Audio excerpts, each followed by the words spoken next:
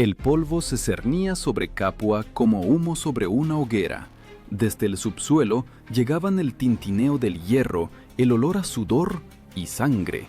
Y en los subterráneos de la escuela de gladiadores, decenas de hombres, encadenados, escuchaban cómo la lluvia golpeaba las paredes, su único reloj. Nadie sabía entonces que estos hombres pronto desafiarían al ejército más poderoso del mundo antiguo. La pregunta es, ¿cómo lograron esclavos sin armas ni entrenamiento hacer temblar a Roma? ¿Y qué impulsó a hombres comunes a empuñar la espada contra un imperio que no conocía la derrota? La respuesta está oculta en un solo nombre: Espartaco. Pero para entender por qué él se convirtió en el símbolo de la revuelta, hay que empezar por lo que los romanos llamaban simplemente la palabra espectáculo. Los juegos de gladiadores no eran solo un espectáculo, sino una herramienta política. Esclavos, criminales condenados, prisioneros de guerra, todos se convertían en juguetes vivos para la multitud. Según las descripciones del historiador Apiano, a mediados del siglo I a.C., había miles de gladiadores de este tipo por toda Italia. Se les enseñaba a luchar no por la victoria, sino por el espectáculo. Un casco, una espada corta y un escudo de bronce de unos 10 kilogramos. Así eran sus armas y armaduras. Cuando el rugido del público se fusionaba con el olor a sangre, la arena se convertía en un infierno de arena y acero. En estas escuelas nacía un tipo especial de guerrero, un hombre cuya vida valía una moneda. No era un soldado, ni un esclavo, ni un ciudadano. Los romanos los llamaban servi pugnaces, esclavos entrenados para la batalla. Sus cuerpos estaban adornados con cicatrices y sus ojos con la furia silenciosa de aquellos que ya habían muerto por dentro. Arqueólogos que excavaron los restos de la escuela de gladiadores en Capua encontraron huesos con características marcas de entrenamiento, fracturas soldadas en un ángulo incorrecto y fisuras en los cráneos. Cada golpe allí era un ensayo de la muerte, pero en esos mismos subterráneos un complot que cambiará la historia está gestándose. Entre los esclavos había un tracio, alto, de hombros anchos, con una cicatriz en la mejilla. Las fuentes escriben que había servido en el ejército romano antes de ser vendido como esclavo. Sabía cómo se formaba una legión, cómo sonaba la señal de ataque y qué era la disciplina. Su nombre, Espartaco.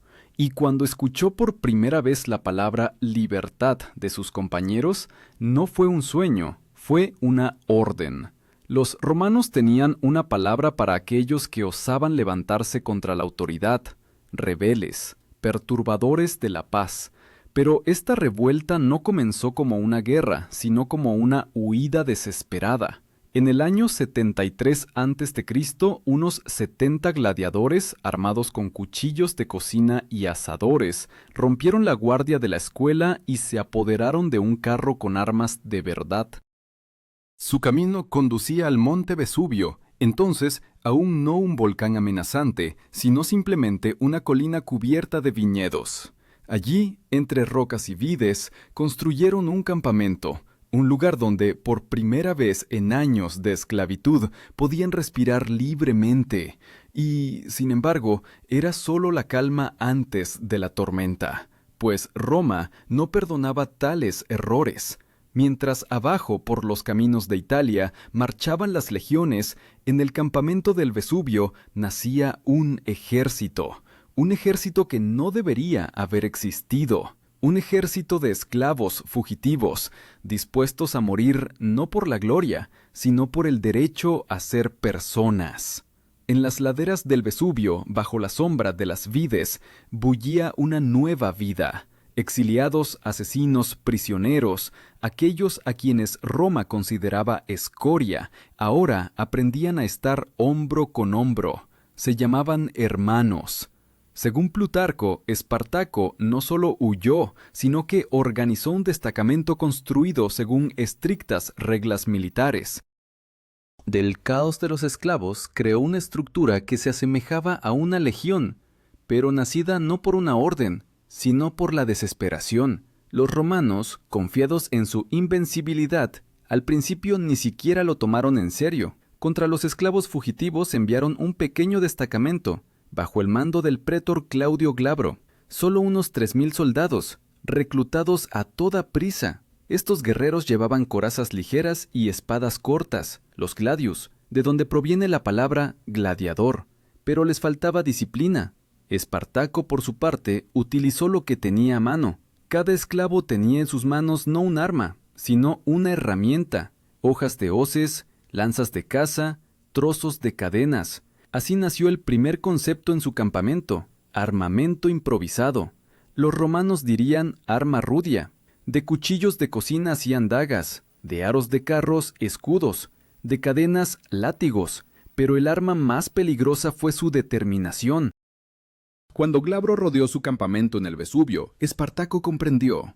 Un enfrentamiento frontal era un suicidio.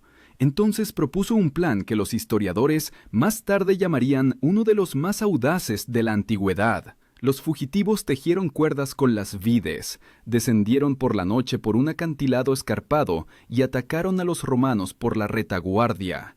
Todo el destacamento de Glabro fue aniquilado. De esclavos prisioneros nació por primera vez en la historia un ejército que derrotó a una legión. Roma se estremeció. En las calles se discutía el nombre de Espartaco como una maldición. El Senado convocó una sesión extraordinaria y a la provincia de Campania enviaron ya un ejército completo bajo el mando del pretor Varinio. Según el testimonio de Apiano, en este momento el ejército de esclavos fugitivos contaba con no menos de 70,000 hombres. Seguían a un hombre que no tenía ni título ni nobleza, pero tenía un objetivo. Cada mañana comenzaba con un entrenamiento. Espartaco obligaba a sus hombres a marchar, a mantener la formación, a aprender a una señal.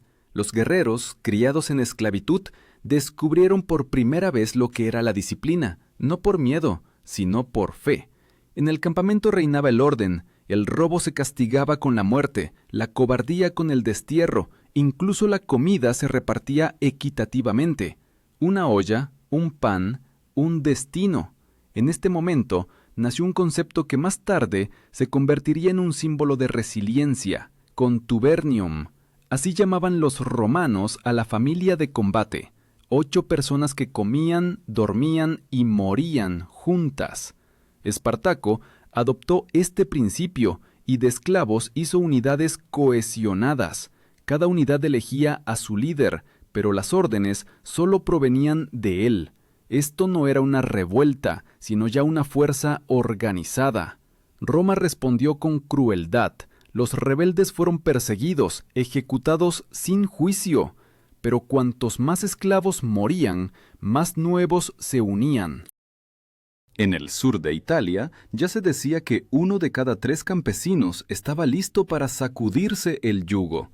Cuando el ejército de Espartaco se dirigió al norte, no parecía una banda de fugitivos, sino una tormenta en movimiento. Mujeres, ancianos, niños, familias enteras lo seguían. Según diversas fuentes, su número podría haber superado los 120,000. En una de las batallas cerca del monte Gargano, Espartaco volvió a demostrar su genio táctico. Varinio se enfrentó a él con 2 legiones. Los romanos se formaron en su disposición estándar, la triplex acies, una triple línea. Pero Espartaco utilizó el relieve, obligando al enemigo a avanzar por un desfiladero estrecho, donde la formación de los legionarios se rompía. Sus hombres lanzaban piedras y lanzas desde arriba, cubriendo a los romanos con una lluvia de flechas. Cuando estos comenzaron a retirarse, él atacó frontalmente, rompiendo el centro. Varinio huyó, perdiendo casi la mitad de su ejército.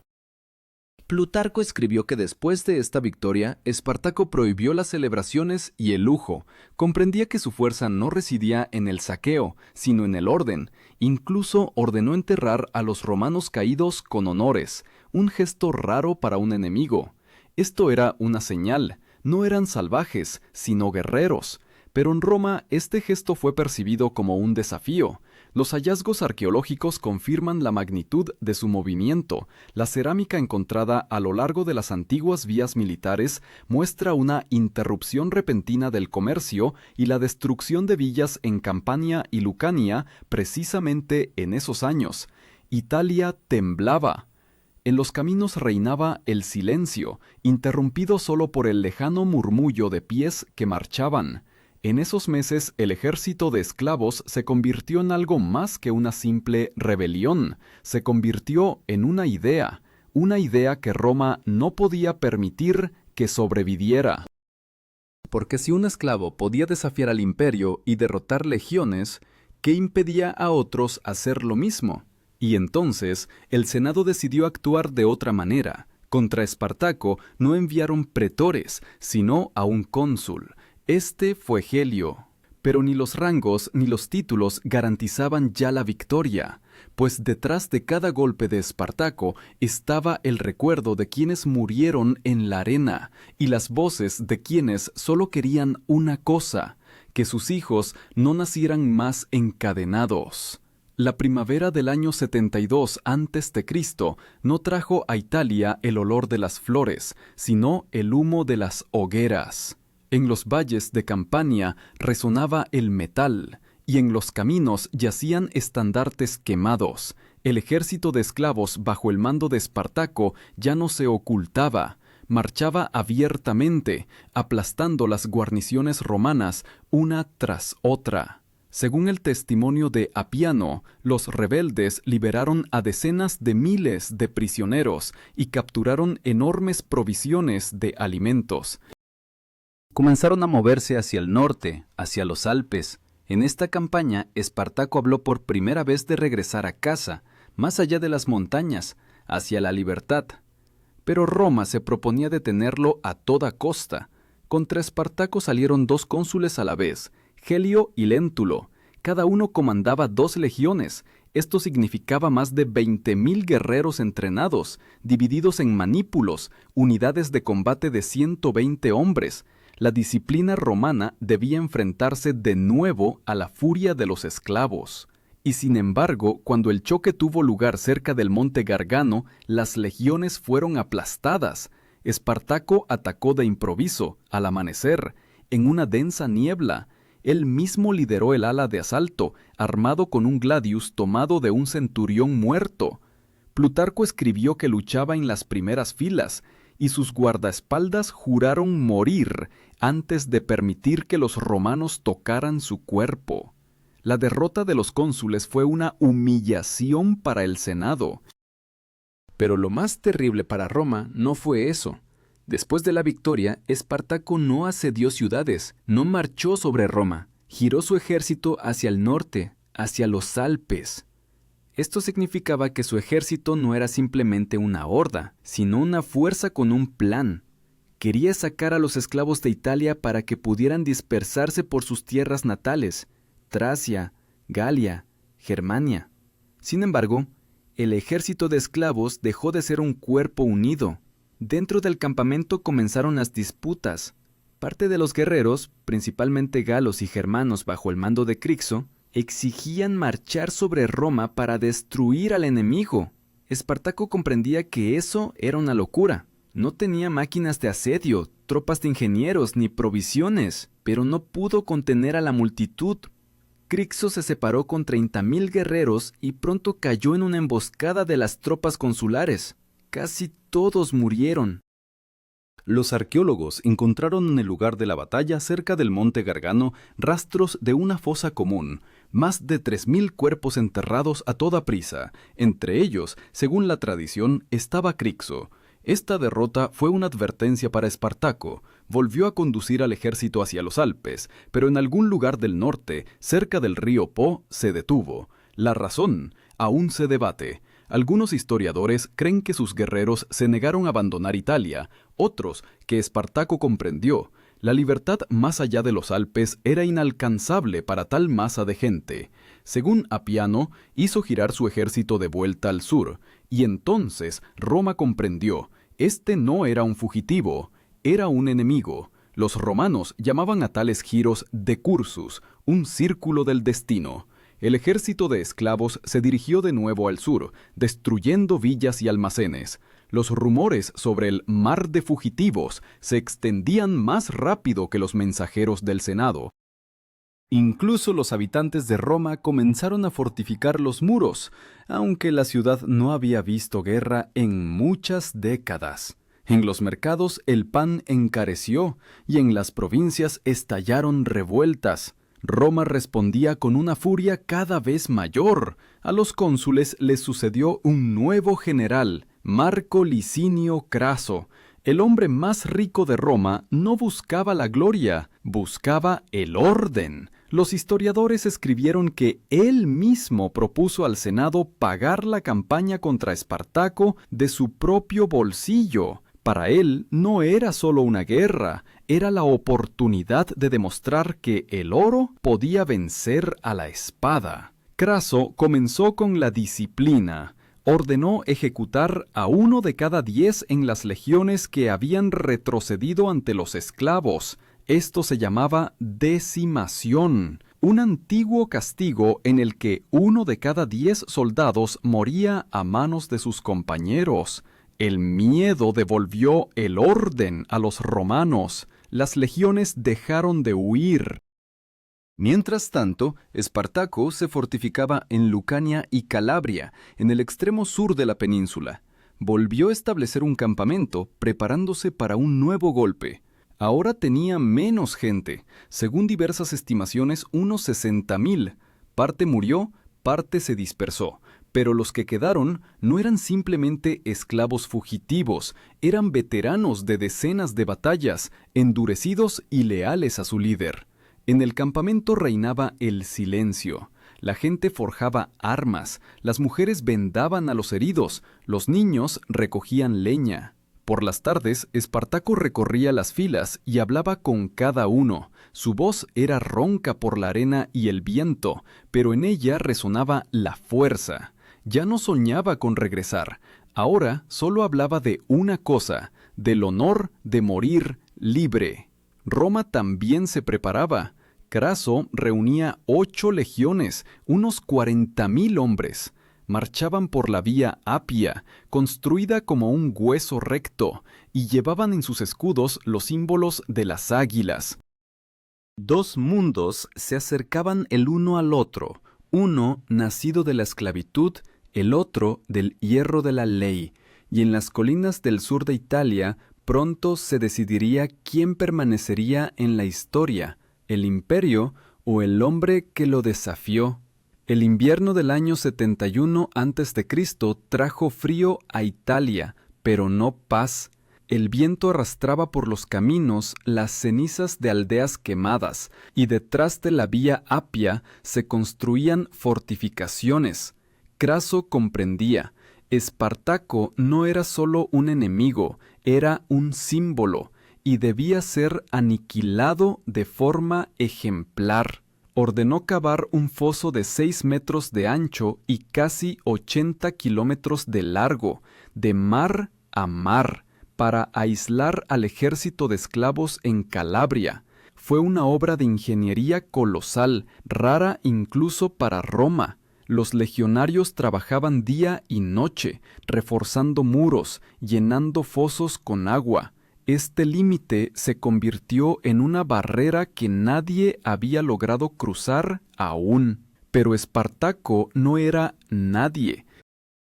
Según la descripción de Apiano, cuando su ejército se encontró atrapado entre el mar y la muralla, tomó una decisión que a muchos les encogió el corazón. En una de las noches oscuras, bajo la lluvia, ordenó rellenar parte del foso con los cuerpos de animales caídos y haces de ramas. Cuando la tierra se convirtió en un lodazal, miles de personas avanzaron, rompieron las fortificaciones romanas aplastando los puestos de guardia y dejando tras de sí solo humo y gritos. No fue una huida, fue un segundo nacimiento. Tras la ruptura, Espartaco volvió a estar en movimiento. Quería ir al norte, a Brindisi, donde esperaba transportar al ejército a Grecia. Algunas fuentes mencionan que incluso intentó negociar con piratas, prometiéndoles oro por barcos, pero estos, como solía ocurrir en el mundo antiguo, lo traicionaron, cobraron y desaparecieron. Cuando el ejército llegó a la orilla, no había velas ni aliados, solo el mar vacío y el viento frío. Ahora no tenía salida. El ejército de Craso avanzaba desde el norte, y desde el oeste se acercaban las legiones de Pompeyo, que regresaba de Hispania. Italia se encogía como un puño. Entonces Espartaco reunió a sus jefes. Estaba descalzo sobre una piedra, con un gladius en las manos. Plutarco escribió que sacrificó a su caballo delante de ellos, diciendo: «Si vencemos, tomaré el que quiera de los vuestros. Si perdemos, no lo necesitaré». No fue un gesto de un loco, sino un rito, un juramento de que no se rendiría. El ejército de esclavos se preparaba para la última batalla. Su campamento se situaba junto al río Silar, en las montañas de Lucania. Cada herrero convertía el hierro en espada, cada niño llevaba flechas. Las mujeres oraban a dioses que Roma había olvidado hacía tiempo. Entre ellas corría el rumor de que Espartaco había visto en sueños serpientes que descendían del cielo, una señal de que el destino estaba cerca. Los romanos construían sus campamentos con una precisión digna de una maravilla de la ingeniería. Cada foso, cada torre tenía su lugar. Las señales se transmitían mediante cuernos de bronce, las tubas. Este sonido, grave y pesado, resonaba sobre los valles como un presagio de muerte. Espartaco sabía, cuando las trompas sonaran, comenzaría el final. Antes del amanecer, formó a sus guerreros. Las primeras filas estaban compuestas por los gladiadores más experimentados, armados con espadas cortas y escudos redondos. Detrás de ellos, los lanceros y arqueros. Su formación recordaba a una cuña, que los romanos llamaban cuneus, una forma para romper el frente. Espartaco se colocó en el centro, como el corazón del ejército. Cuando sonaron las trompetas romanas, la tierra tembló. Las legiones de Craso avanzaron en formación cerrada, escudo contra escudo, lanzas al frente, la clásica formación testudo, tortuga. Los esclavos no tenían nada que oponer a la armadura y al orden, excepto la furia. Se lanzaron hacia adelante, rompiendo lanzas, apartando a los caídos, abriéndose paso a través de las paredes de escudos. El aire resonaba con el metal. Los historiadores escribieron que Espartaco se abrió paso hasta el centro de la línea romana, mató a 2 centuriones y estuvo a punto de alcanzar al propio Craso. Pero allí, entre escudos y lanzas, fue rodeado. Luchó hasta el final, hasta que fue atravesado por una lanza. Su cuerpo no fue encontrado. Posiblemente quedó bajo cientos de otros. Así murió el hombre, que se convirtió en leyenda. Después de la batalla, Craso ordenó ejecutar a todos los prisioneros. 6.000 hombres fueron crucificados a lo largo de la Vía Apia, desde Capua hasta Roma. 6.000 cruces, 6.000 sombras, meciéndose al viento. Plutarco escribió que este espectáculo duró semanas. Los viajeros que pasaban por el camino oían gemidos, veían cuerpos secos bajo el sol. Era un recordatorio de que a los esclavos no se les permitía soñar con la libertad, pero los hallazgos arqueológicos mostraron más tarde otra cosa. En algunos lugares las cruces habían sido derribadas y junto a ellas tumbas frescas.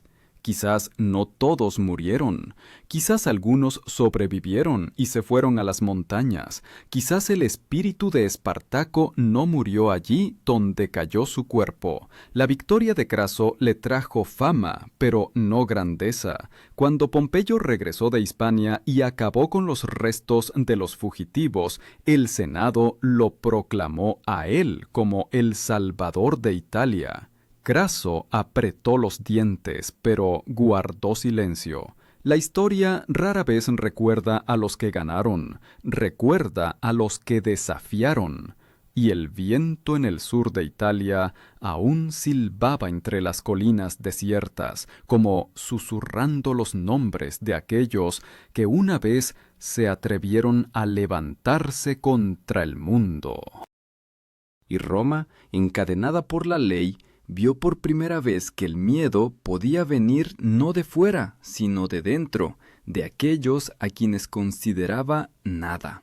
Después de la muerte de Espartaco, Roma no se dio cuenta de inmediato de que había ganado. El miedo aún flotaba en el país. Los vientos del sur traían el olor a humo y carne en descomposición. Los caminos estaban sembrados de cuerpos crucificados, e incluso los soldados de Craso los miraban con disgusto.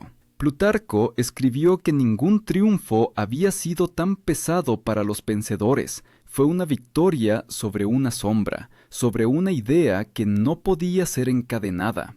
El ejército de esclavos desapareció, pero su eco se convirtió en parte de la propia historia de Roma. Craso ordenó limpiar los caminos, restaurar el orden y devolver a los propietarios sus propiedades. Pero, en esencia, Italia yacía en ruinas. Cientos de villas fueron quemadas, miles de esclavos asesinados o dispersados. La economía de Campania y Lucania colapsó. Los datos arqueológicos confirman que, después de la revuelta, muchas haciendas en estas regiones no fueron reconstruidas durante décadas. La capa de ceniza encontrada en los estratos culturales data precisamente de los años de la revuelta de Espartaco. El Senado romano se apresuró a anunciar el restablecimiento de la paz. Pero esta paz era frágil. Según Apiano, Craso pidió permiso para celebrar un triunfo, la más alta forma de gloria militar. Se lo negaron. El honor del vencedor recayó en Pompeyo, quien llegó más tarde y acabó con los fugitivos. Craso solo recibió un ovación, un pequeño desfile, sin carro, sin corona de laurel. Esta humillación fue la causa de su frío odio hacia Pompeyo y empujó a ambos a una futura rivalidad que marcó el comienzo del fin de la República. Pero el legado más importante de la revuelta no fue en la política, sino en las personas. Después de Espartaco, los romanos revisaron el sistema de esclavitud. Por supuesto, no por humanismo, sino por miedo. En algunas provincias, a los esclavos se les empezó a dar más libertad, especialmente en asuntos militares y oficios. Se introdujeron nuevas reglas para la manutención de los gladiadores.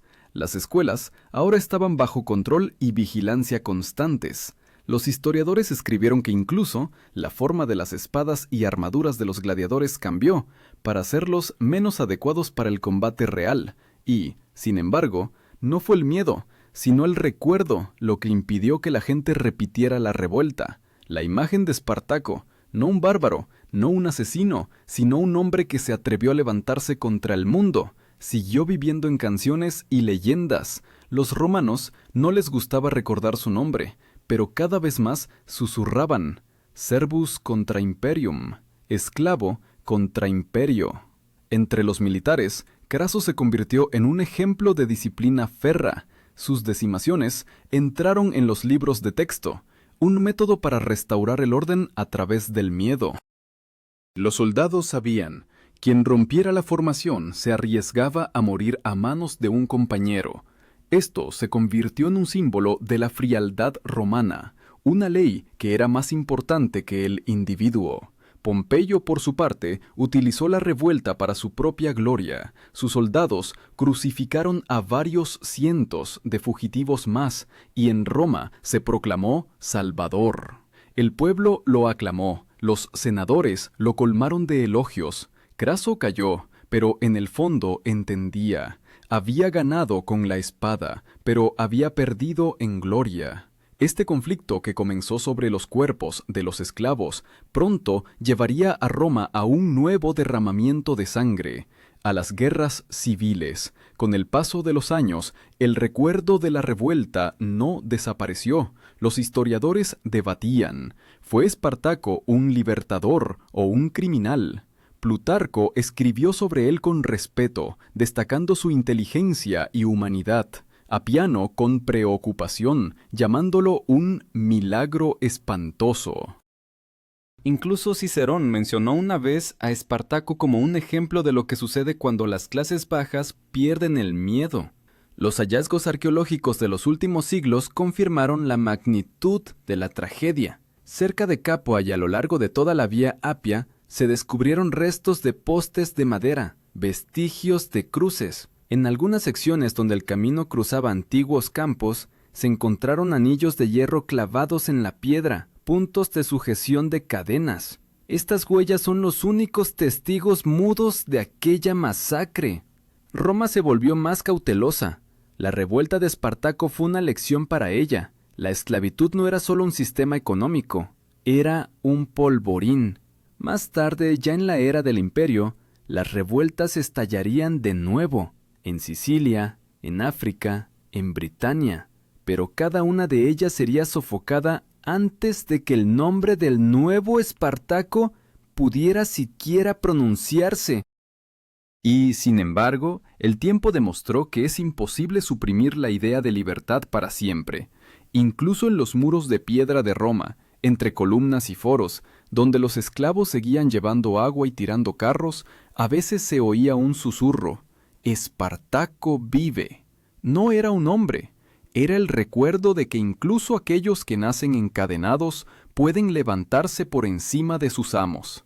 Y aunque Roma sobrevivió a la revuelta, su corazón se resquebrajó para siempre. El imperio aprendió a temer a sus esclavos, al igual que más tarde a sus soldados, porque por primera vez en la historia vio que el poder no reside en la ley ni en el oro, sino en quien está dispuesto a morir por el derecho a ser humano. Pasaron décadas.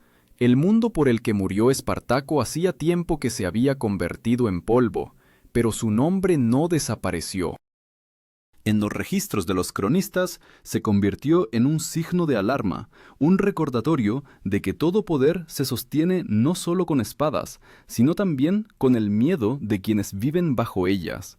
Los senadores susurraban que el espíritu de Espartaco aún rondaba en Campania, allí donde una vez ardieron las villas, donde la tierra absorbió la sangre de miles. Los descendientes de quienes lucharon en su ejército se disolvieron entre la gente común.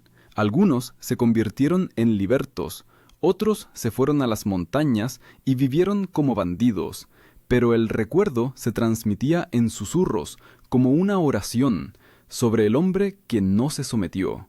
En las catacumbas, donde se reunían los primeros cristianos, se encuentran inscripciones: Libertas sicut Spartacus, libertad, como la de Espartaco. Para ellos no era un pagano ni un enemigo, sino el primero que creyó que el hombre está por encima de la cadena. El imperio romano se expandía, crecía, se pudría.